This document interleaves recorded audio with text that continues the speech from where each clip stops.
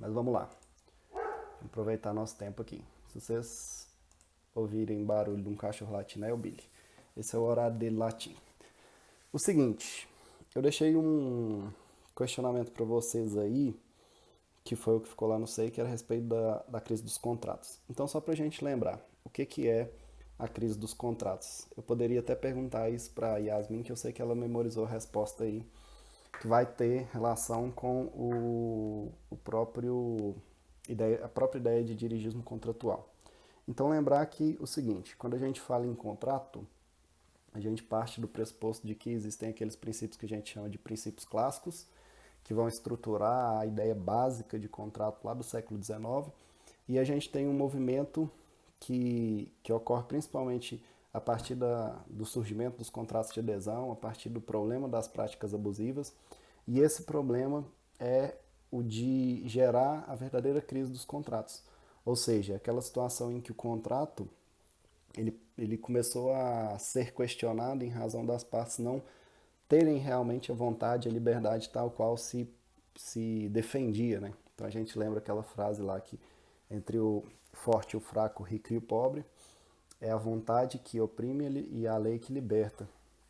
Então, para dizer para vocês que a gente viu tudo isso, e aí para dizer que a crise dos contratos nada mais é do que um momento, um contexto histórico em que se percebeu que era preciso fazer uma releitura dos princípios que existiam contratualmente, os princípios chamados clássicos, e era preciso dar uma nova vida ao contrato por meio de novos princípios e por meio de uma nova interpretação daqueles princípios clássicos que tinham lá atrás.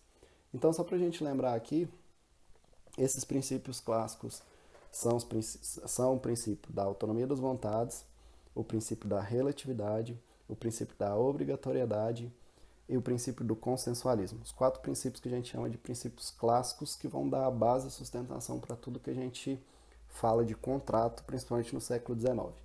Vem os contratos de adesão, vem o problema das cláusulas abusivas, surge a necessidade de você fazer uma releitura dos princípios contratuais com novos princípios que principalmente iriam trabalhar com questões envolvendo justiça, com questões envolvendo a possibilidade de o contrato não ser um instrumento para justificar o que seria a forma de aproveitar a parte mais forte da parte mais fraca.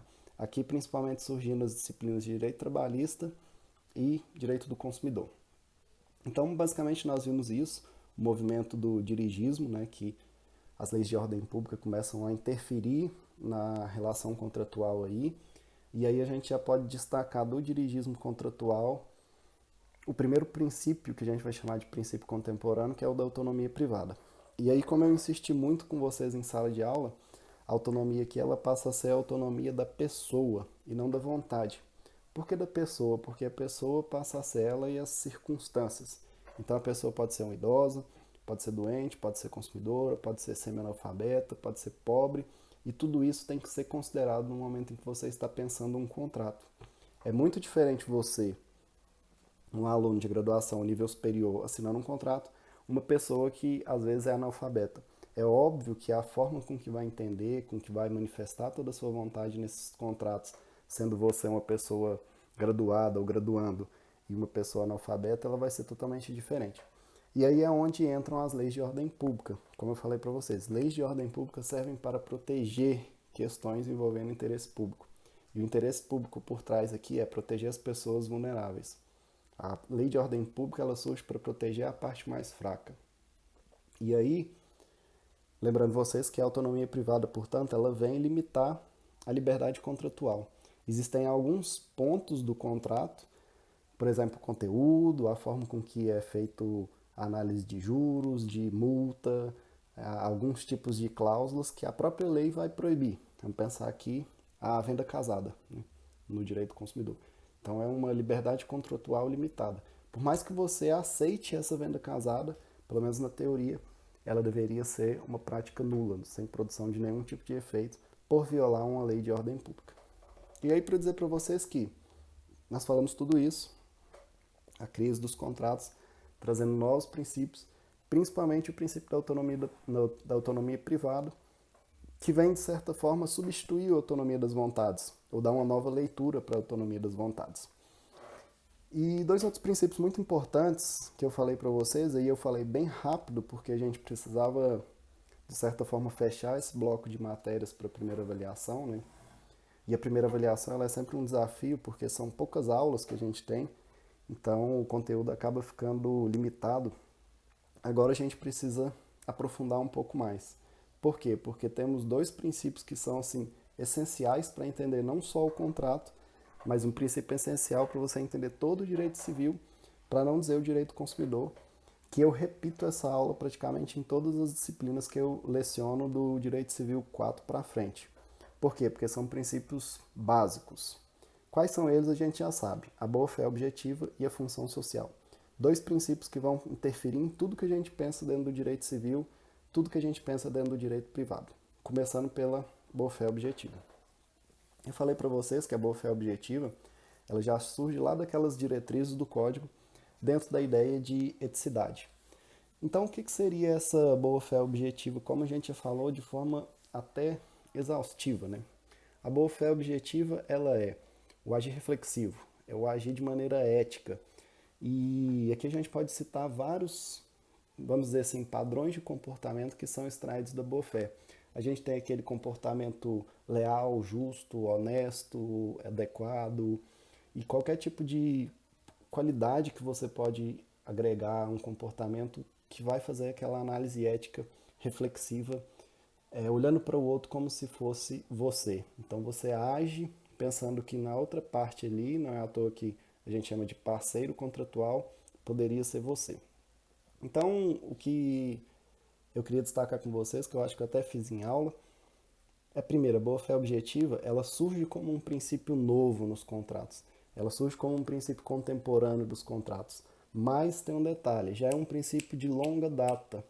Então você já tem lá alguns preceitos romanos que vão sustentar a ideia de boa-fé objetiva. São três preceitos que são extremamente famosos quando a gente vai estudar direito civil e todos os autores citam ele. O primeiro é preceito relacionado à boa-fé objetiva dentro do direito romano. Dar a cada um o que é seu. Então, a boa-fé objetiva, ela exigiria que você dê a cada pessoa aquilo que é dela. Uma garantia de direito, vamos dizer assim. O outro preceito que você tem do direito romano é não lesar ninguém. E o último é viver honestamente. Então nós temos três preceitos lá do direito romano que os autores vão indicar como se fosse o cerne, a raiz para extrair o que a gente trabalha hoje com boa-fé objetiva. Dar a cada um o que é seu, não lesar ninguém, viver honestamente. Então, partindo disso aqui, a gente pode pensar o seguinte: existem dois pilares básicos quando você fala em boa-fé objetiva. O primeiro pilar é a lealdade, você ser leal com a outra parte, você ter o cuidado, o zelo com a outra parte dentro daquela ideia de preceito de agir reflexivo efetivamente. O segundo pilar é a questão da confiança. Sempre que você desperta confiança na outra parte, você assume também o dever de zelar por essa confiança sob pena de violar a boa-fé objetiva. E é para dizer para vocês o seguinte: ok, conceituamos aqui, vimos que a boa-fé objetiva ela é extraída de alguns preceitos romanos que dão, de certa maneira, uma origem para todo esse pensamento que a gente está falando aqui, mas como que ela aparece no Código Civil? E é um ponto importantíssimo e algo que recorrentemente cai em prova. O Código Civil trabalha a boa-fé dentro da lei cumprindo três funções. Então a boa-fé ela aparece em artigos espalhados e cada artigo ele traz, segundo a doutrina, o cumprimento de uma função específica.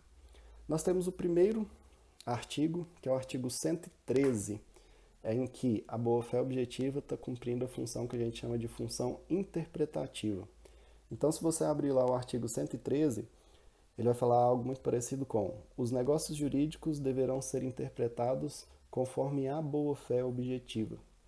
Então, veja, qual que é a ideia aqui por trás? A ideia por trás é que você, sempre que vai interpretar um negócio jurídico, você vai interpretá-lo de forma a favorecer aquela parte que aparenta estar de boa-fé, aquela parte que aparenta estar agindo de forma honesta, justa, sem nenhum tipo de artimanha. E aqui a gente pode dar um exemplo que eu acho ele bem didático e simples de compreender, que é uma jurisprudência do STJ, em que havia um plano de saúde que oferecia um plano com cobertura total. Era o título dele, a denominação dele. Só que quando abriam as cláusulas específicas de limitação de cobertura, existia a limitação de doenças infecto-contagiosas. E qual foi o entendimento do STJ? Olha, quando você tem uma parte que celebra um contrato de plano de saúde e o contrato expressamente fala cobertura total, não tem como você fazer uma interpretação sob a ótica da boa-fé objetiva que não seja de que esse contrato cobre tudo, por óbvio, né? Então aqui o STJ entendeu que, cumprindo a função interpretativa da boa-fé objetiva, ou seja, fazendo com que a boa-fé objetiva sirva como uma base para você interpretar os contratos, e aqui mais especificadamente o negócio jurídico, você tem que partir do pressuposto que cobertura total só pode ter um entendimento, só pode ter uma interpretação, que é cobrir qualquer tipo de doença. Então, ok. Primeira função, a gente chama de função interpretativa. Aí tem a segunda função, que é chamada função controle. E isso é um assunto que vocês vão estudar no próximo semestre, que é o Direito Civil 5, Responsabilidade Civil, em que nós vamos ter a boa-fé objetiva cumprindo uma limitação de exercício de direito, porque está lá no artigo 187. Então você vai ver lá, primeira função interpretativa da boa-fé objetiva, está no artigo 113. Segunda função é chamada função controle, ela está no artigo 187. O que tem no artigo 187? Ele fala o seguinte: comete ato ilícito aquele que, ao exercer um direito, excede manifestamente os limites impostos pela boa-fé objetiva. Então, qual que é a ideia aqui? No artigo 187, a boa-fé objetiva ela surge como se fosse um filtro. Então, você pode exercer direitos até o limite da boa-fé objetiva. Chega um ponto em que, se você exceder a boa-fé objetiva, aquele direito que você tinha, ele passa a se configurar como um ilícito, um agir ilegal, um agir de forma danosa a prejudicar a outra parte. Temos um exemplo interessante, consolidado também pelo STJ, que é a súmula 302. O STJ fala o seguinte: é abusiva uma cláusula contratual de plano de saúde que limite no tempo de internação hospitalar o segurado. Então, qual foi o caso? A pessoa tinha o plano de saúde, ela dependia de uma determinada cobertura ali de internação hospitalar, só que o contrato ele previa um período. Então, por exemplo, o cara poderia ter cobertura de 2 dias, né? Podia ficar internado 2 dias, o plano cobria. A partir do terceiro dia, era como se o plano lavasse as mãos e, olha, pouco me importa com você. Qual foi a argumentação do STJ aqui por trás desse problema? Bom, quando você está na internação hospitalar, você não quer estar lá. Na verdade, o doente, o que ele mais quer é ir embora. Então, quando o plano ele limita em dias a internação, ele viola aquele dever de cuidado que a boa-fé objetiva traz. Ou ele viola aquela ideia de que você tem que ser leal, você tem que ajudar, você tem que ser solidário àquela pessoa. Porque a pessoa não está internada porque ela quer, ela está internada porque ela precisa. Então, o STJ sumulou na súmula 302, como eu falei para vocês, que não é possível você limitar o prazo ali de internação hospitalar. Por óbvio, porque a própria limitação aí ela vai violar a boa-fé objetiva. Ou seja, você tem o direito de limitar algumas coberturas, mas a partir do momento em que você limita uma cobertura criando um prejuízo a outra parte injustificado, e vamos pensar que ninguém quer ficar no hospital, você passa a agir de forma ilícita. Então a boa-fé aqui ela serve como, eu disse para vocês, um controle de direitos que as partes vão podendo exercer. Aí a Rose perguntou aqui, isso poderia ser um direito potestativo? Sim. Na verdade, quando você tem a boa-fé objetiva na função controle, ela está exatamente fazendo isso. Ela está limitando direitos potestativos ou direitos subjetivos de outras partes para evitar um conflito. Então você tem uma parte exercendo um direito, mas esse direito não pode exceder a boa-fé, porque se ele exceder, ele passa a prejudicar outras pessoas, e aí ele se torna ilícito. Então vejam, isso não é, eu diria assim, a nossa preocupação agora. Só para vocês saberem que a boa-fé ela cumpre essa dupla função, como a gente viu aqui, interpretativa, e cumpre a função que a gente vai chamar de controle. O que é que nos interessa mais especificadamente? nos interessa a terceira função, que é a função integrativa.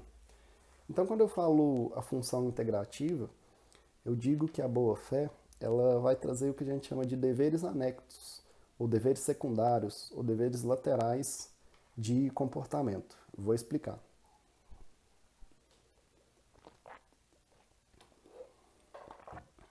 Basicamente o seguinte: quando nós temos um contrato, ele está estruturado em uma obrigação principal.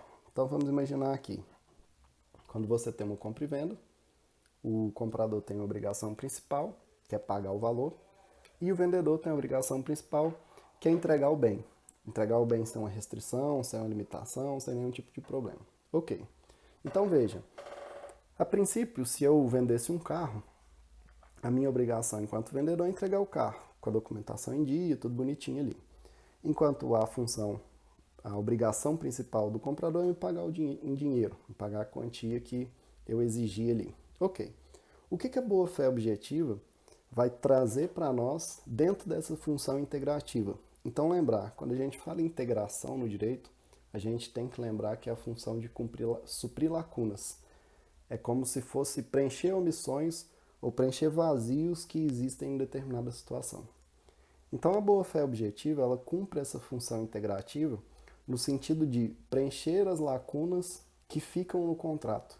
Ou seja, no meu contrato de compra e venda, existem as obrigações principais? Existem. Mas existem várias lacunas por trás desse contrato que serão preenchidas pela boa-fé objetiva. Como? Por meio dos chamados deveres anexos de conduta, ou deveres laterais de conduta, ou deveres secundários de conduta. É como se fosse uma obrigação que está para além da obrigação principal do contrato. E vou dar um exemplo. Quando eu vendo um carro, a minha obrigação enquanto vendedor é entregar o carro. Ok, isso é a obrigação principal. Mas será que eu tenho o dever, eu tenho a obrigação de informar aquela pessoa que está me comprando o carro que aquele carro, por exemplo, já foi reformado, que o carro já passou por enchente, pegou fogo, o motor fundiu e eu tive que trocar o motor?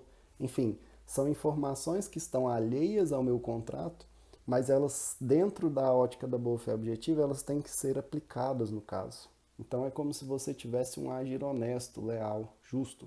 Eu falo assim, olha, estou te vendendo esse carro, mas esse carro aqui, eu tive que fazer o motor, porque o motor fundiu, eu tive que trocar isso. Você, mesmo assim, você ainda quer fazer essa compra? A ideia aqui é trazer, de certa forma, a honestidade para dentro do contrato. E aí o que a doutrina vai trabalhar? Para a gente aprofundar um pouco mais. Ela vai trabalhar com 3 momentos em que a boa-fé objetiva ela vai apresentar no contrato essa função integrativa.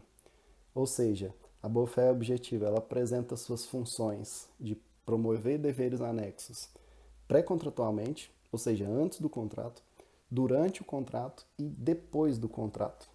Inclusive, se você abrir aí o artigo 422, deixa eu abrir ele aqui rapidamente, você consegue perceber que o próprio artigo ele fala das fases pré-contratuais e pós-contratuais. Por quê? Tá aqui, ó. Artigo 422, ele diz o seguinte: os contratantes são obrigados a guardar, assim na conclusão do contrato, como em sua execução, os princípios de probidade e boa-fé. Então, ou seja, o que a gente tem que pensar aqui é a boa-fé como função de trair diversos deveres anexos, ela aparece nas 3 fases do contrato, que seriam pré-contratual, antes do contrato efetivamente existir, durante o contrato, ou seja, durante a execução do contrato, e após a execução do contrato. E eu vou dar exemplos aqui para facilitar. Quando eu falo pré-contratual, tem um caso bem interessante, que é o caso dos tomates, um caso até bem famoso. Como que aconteceu esse caso em si? A SICA, ela distribuiu sementes de tomates para pequenos agricultores, sob a promessa de que quando o tomate tivesse ali produzido e tal, eles iriam adquirir a produção desses agricultores. Então veja, aqui não existia contrato a princípio. A SICA não tinha comprado nada, não tinha formalizado nenhum tipo de de compromisso, né, obrigação de, olha, você vai plantar os tomates e eu vou te comprar depois. Foi basicamente uma distribuição de sementes com essa promessa. Então, veja, o cara recebia, o pequeno agricultor recebia a semente e falava, óbvio que eu vou plantar. Eu estou ganhando a semente, é um indicativo sob a ótica da boa-fé, ou seja, qualquer pessoa de forma honesta, justa, pensaria que ganhando a semente, eu vou plantar, assim que tiver a produção, eles vão me comprar. Mas qual que foi a ideia por trás aqui? A SICA distribuiu tantas sementes que ela conseguiu reduzir o valor de mercado dos tomates. Então, o que, que aconteceu? Quando tinha aquele monte de tomate para comprar, o preço baixou e ela escolheu alguns só. E alguns agricultores que plantaram as sementes que ganharam acabaram não conseguindo vender os tomates para a SICA porque ela não quis comprar.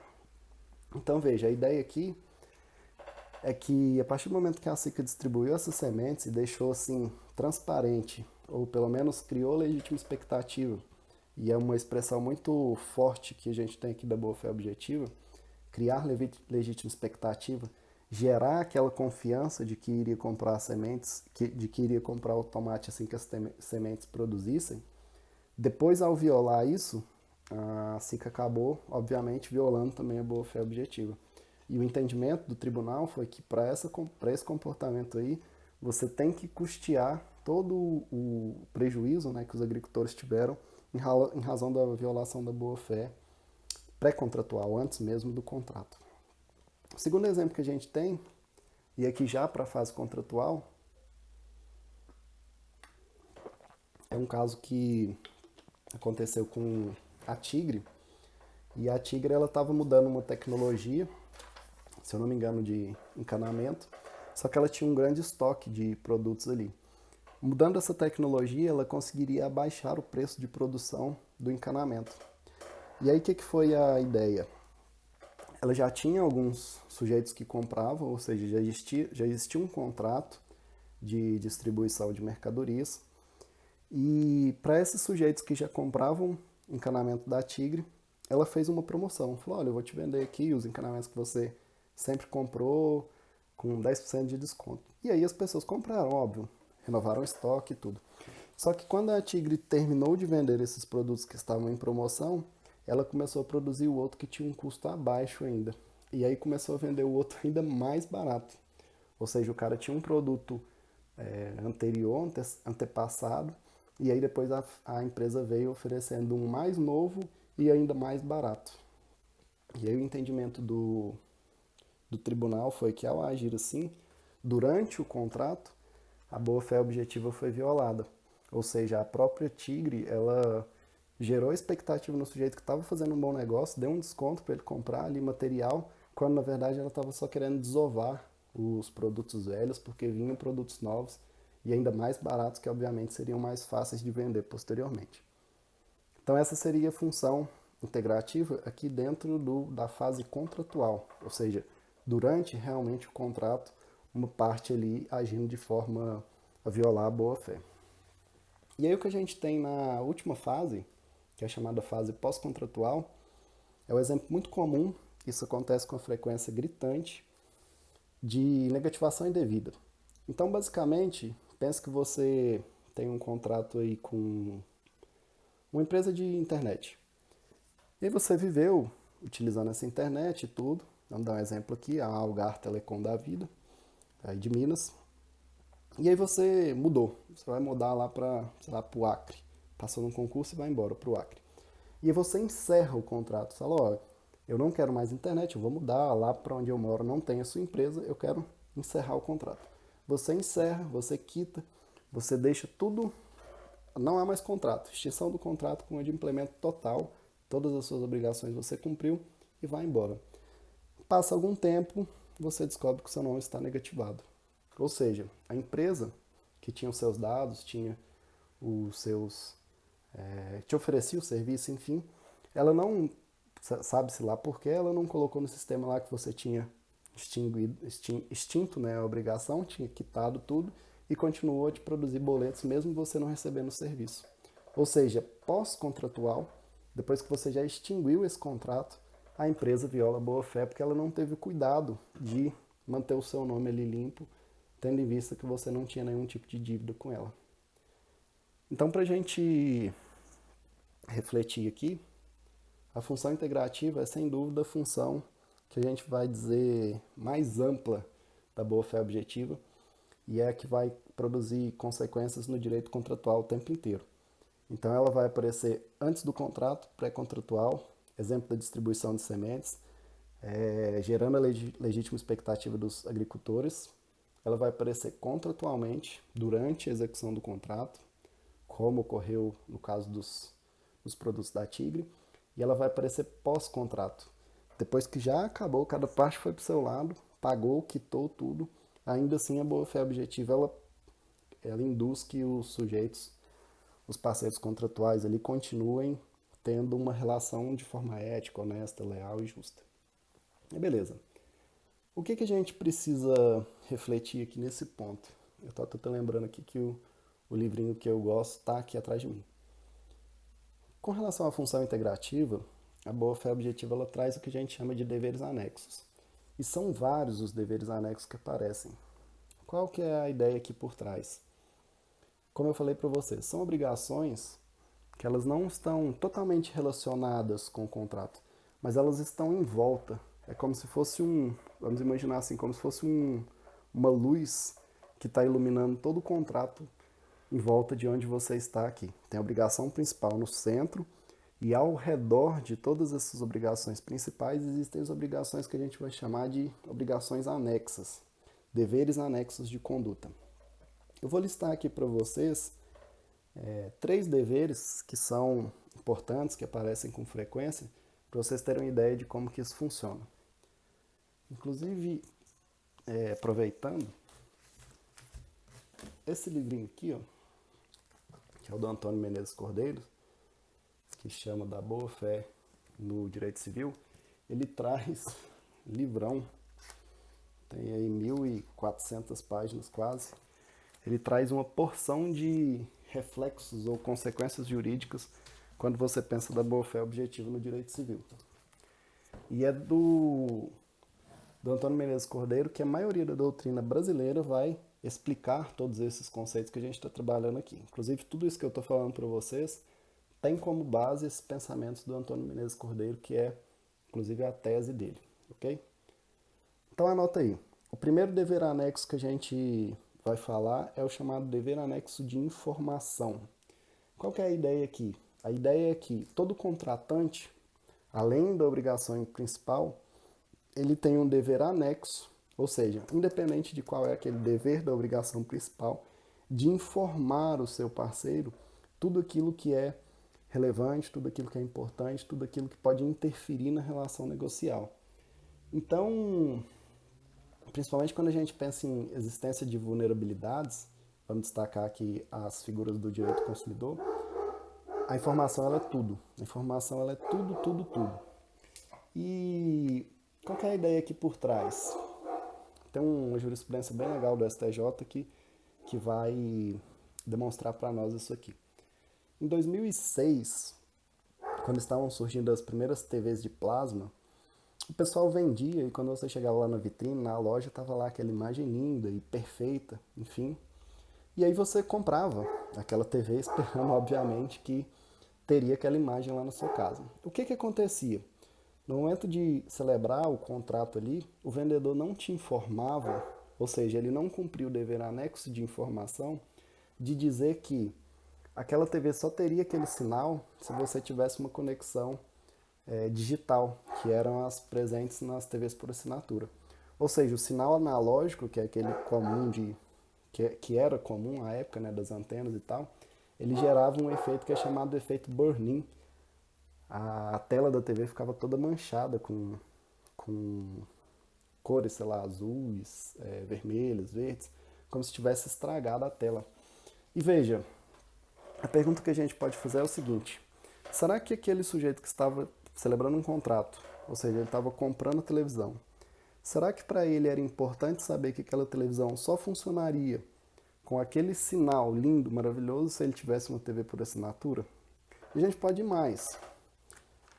Quando vimos essas TVs de 4K, são pouquíssimos os aparelhos que conseguem produzir essa imagem 4K Para ser bem sincero para vocês, eu nem sei se as TVs por assinatura elas conseguem mandar esse sinal com tanta qualidade. E aí você chega na loja, tá lá a imagem 4K linda. E a partir do momento em que o vendedor ele não te informa que aquela imagem lá só é possível em alguns limitados aparelhos que vão te oferecer aquela qualidade lá, ele viola o dever de informação. Ele te esconde uma informação que seria relevante para você pensar em celebrar ou não aquele contrato. Ou vamos imaginar aqui que você comprou um carro que, sei lá, foi capotado, trocaram o teto, pintaram o carro inteiro, reformaram o carro inteiro, e como você não entende direito de carro, você compra acreditando que o carro está zerado. E aí depois passa, sei lá, por um laudo, leva um especialista e ele te conta que aquele carro foi todo reformado. A pergunta que se faz é, será que os ajustes, sei lá, de pintura que foram feitos naquele carro, tudo isso, será que é informação relevante a ponto de você falar que deveria fazer parte das obrigações ali das partes? Né? E aí a boa-fé objetiva vai falar que sim. Todas essas informações que são relevantes para a parte, ela tem que ser prestada sob pena de você ter um descumprimento do contrato. Vamos pensar aqui um ponto interessante, que são as questões envolvendo questões médicas, né? Que a gente chama do consentimento esclarecido. Será que é importante quando você vai fazer uma cirurgia que o médico te indique, te informe quais são os riscos daquela cirurgia? Vamos pensar na bula de um remédio, né? Será que é importante você saber quais são os efeitos colaterais daquele remédio? Que você não vai poder dirigir, que você vai ter, às vezes, dificuldade de dormir, ou fadiga, né? Parece que são informações importantes. E é exatamente por isso que consta lá, a gente precisa saber. Você pode celebrar o contrato, você faz o acordo, mas você faz tudo isso ciente de tudo que está ao redor daquela negociação ali. Não só a obrigação principal, mas os deveres anexos aqui. Nosso primeiro exemplo, o dever de informação. Então,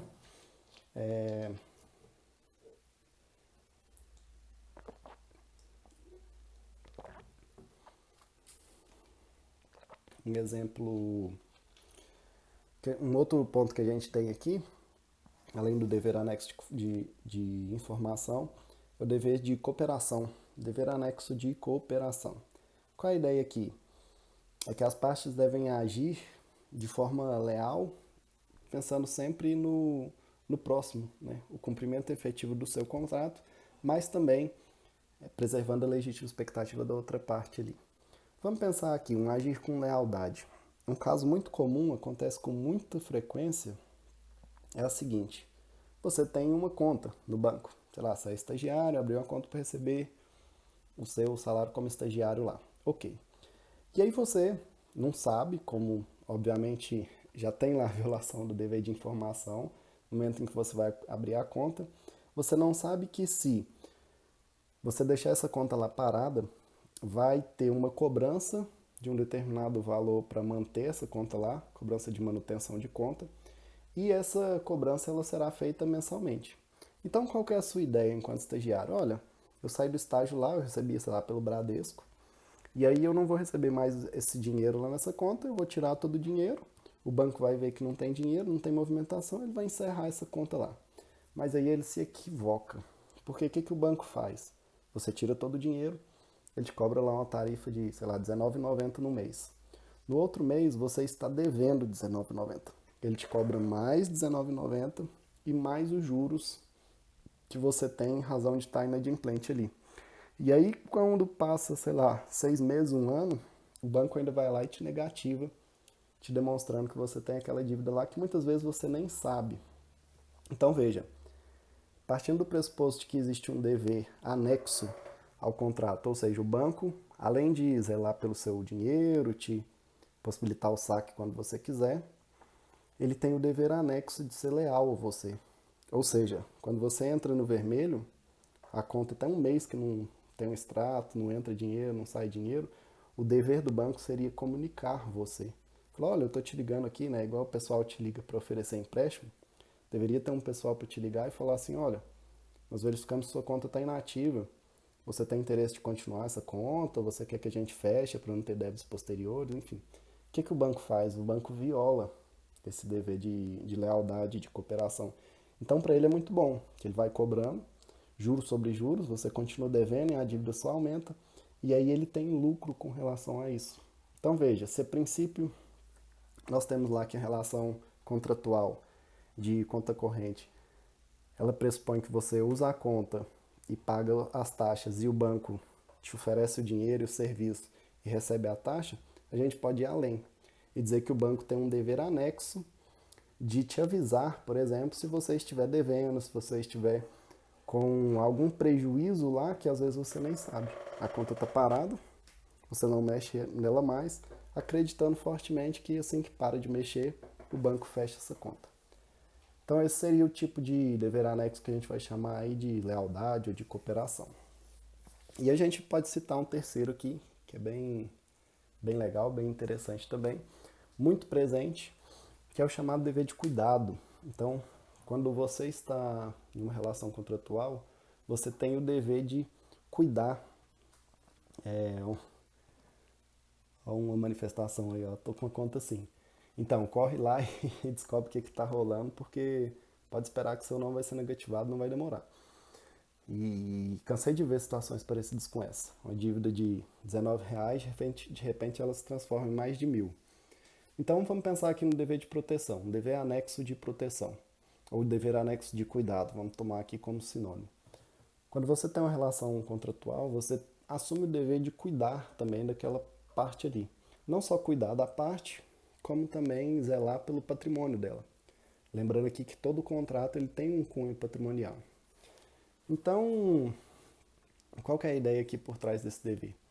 Quando você cria a legítima expectativa da outra parte, de que vai zelar pela integridade pessoal dela, que vai zelar pelo patrimônio dela, durante todo o contrato, o percurso contratual, a execução contratual, você tem que cumprir isso. Qual que é o exemplo mais emblemático assim, para a gente entender isso de forma bem tranquila? O STJ tem uma súmula, que é a súmula 130, que fala o seguinte: responde perante o cliente pela reparação do dano ou furto de veículos ocorridos dentro de um estabelecimento. Então, por exemplo, quando você vai em um shopping e você estaciona o seu veículo lá, qual que é a legítima expectativa que você tem?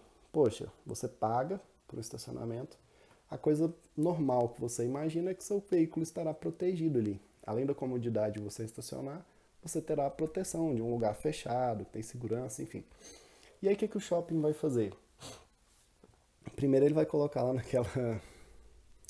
naquele pequeno contrato ali, que é o ticketzinho, que ele não se responsabiliza. Aí veja, será que faz sentido você estacionar o seu carro no estacionamento e aquela empresa que lucra com aquele estacionamento, ela não se responsabiliza?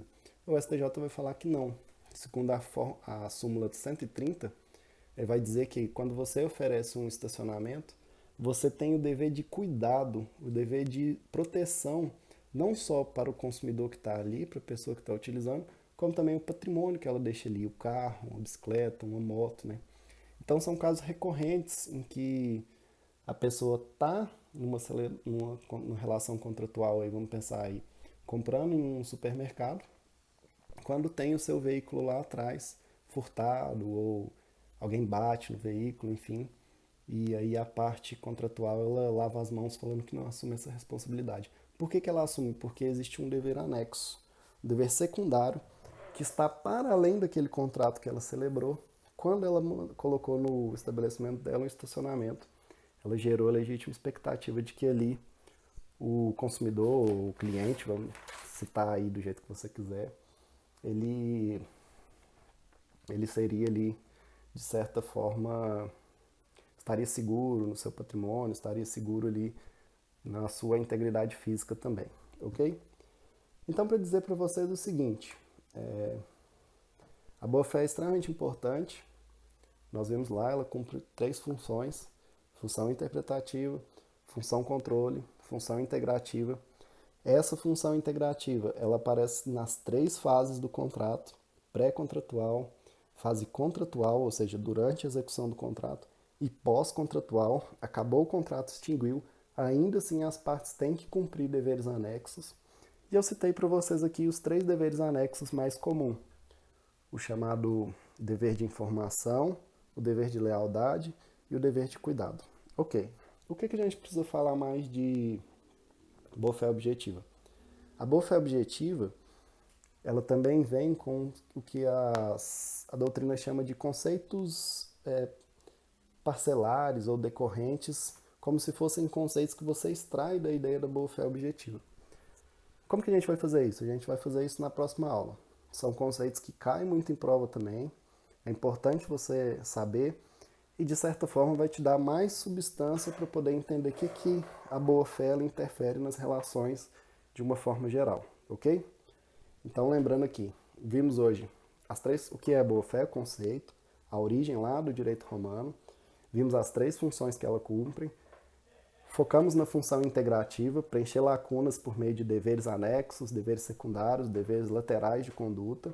Vimos que esses deveres passam por todas as fases do contrato. Vimos 3 tipos de deveres mais importantes. E aí na próxima aula a gente entra de forma mais profunda nos chamados conceitos decorrentes da boa-fé. E eu explico bem para vocês o que são esses conceitos. Beleza?